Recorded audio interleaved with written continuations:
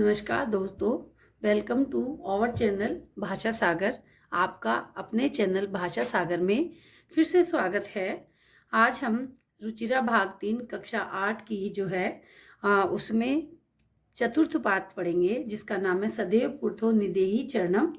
मतलब कि सदैव अपने चरणों को आगे की ओर बढ़ते चलो, या आगे की तरफ बढ़ते चलो, सदैव अपने चरणों को आगे की तरफ बढ़ाते रहो। यह है श्रीधर भास्कर वर्णकर द्वारा रचित विरचित प्रस्तुत गीत जो है चुनौतियों को स्वीकार करने का है।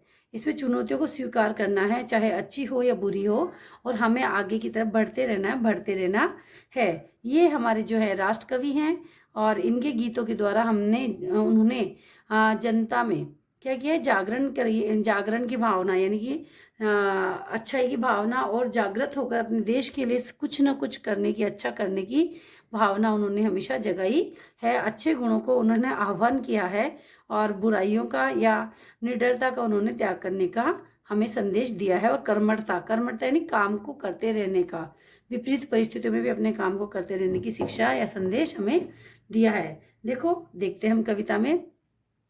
चला चला पुरतो निदेहि चरणम, मतलब चलो चलो, पुरतो निदेहि चरणम यानी आगे की तरफ, पुरतो यानी आगे की तरफ, निदेहि रखना, चरणम यानी चरणों को, हमेशा कदमों को अपनों को आगे रखते हुए चलो, आगे बढ़ो, आगे बढ़ो।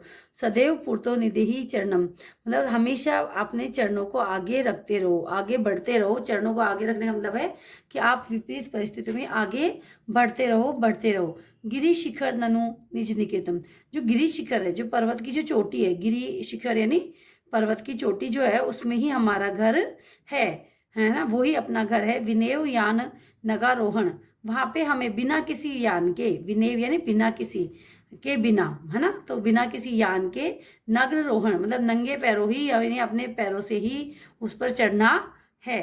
बलम स्वीकीय भवती साधनम, हमारे खुद का जो बल है, हमारी शक्ति जो है, हमारे शरीर में जो शक्ति है, जो आत्मविश्वास है, वही हमारा साधन है। और उसको स्वीकार करते हुए हमें सदैव पुरतो निदेहि चरणम, चलत चलत पुरतो निदेहि चरणम मतलब हमें आगे बढ़ते रहना है, और आगे आगे आगे बढ़ते रहना है।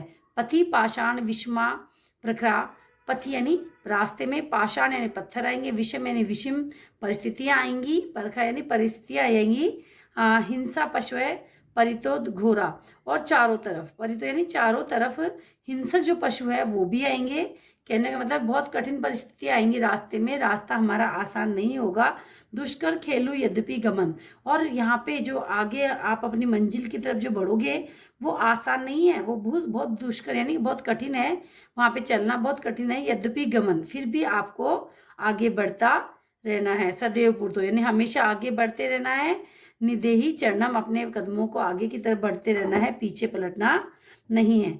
जगह ही भीति जग भज भज शक्तिम, और जो है आगे वो बोल रहे हैं कि भय को त्यागना है, आपको क्या करना है, भय को त्यागना है, छोड़ देना है। जगह ही यानी छोड़ना, और भीति यानी डर, डर को आपको छोड़ देना है। भज भज शक्ति, और जो अपने आत्मबल है, अपनी जो आत्मविश्वास है, उसको आगे बढ़, उसको भजते रहना है, उसको याद रखना है कि मैं इसको कर सकता हूँ, मैं इसको कर सकता हूँ, मैं आगे बढ़ सकता हूँ। ऐसे याद करते हुए हमें आगे बढ़ता रहना है। विदेही कर तदा राष्ट्र तदा अनुरक्ति, और हमेशा करना यानी विदेही यानी करना, राष्ट्र के प्रति हमेशा में अनुरक्ति यानी प्रेम और स्नेह करना है हमारे राष्ट्र के प्रति, और हमें आगे बढ़ना है। कुरु कुरु सततम ध्येय स्मरण, और हमें बार बार हमें याद रखना है ना, क्या याद रखना है, हमारा ध्येय, हमारा उद्देश्य जो है वो हमें सदैव याद रखना है, बार बार हमें याद रखना है।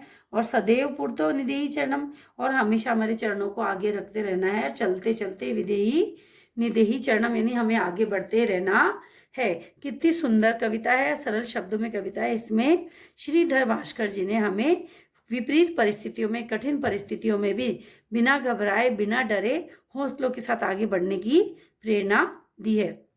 आपको मेरा ये वीडियो पसंद आया हो तो आप मेरे चैनल को लाइक और सब्सक्राइब कीजिए, और कमेंट्स बॉक्स में अगर कुछ समझ में नहीं आया तो वो लिखकर मुझे बताइए। और आगे भी मेरे वीडियोस को देखते रहना। मैं कक्षा 6, 7, 8 सभी के वीडियो समय समय पर डालती रहूँगी। तो आप अपनी समस्याओं का समाधान करने के लिए मेरे चैनल पर इन सब्जेक्ट्स को पढ़ें और अपनी समस्याओं का समाधान करें। कोई समस्या अगर फिर भी समाधान नहीं हो रहा है तो आप मुझे लिखकर, आप कमेंट बॉक्स में लिखकर पूछ सकते हैं। धन्यवाद।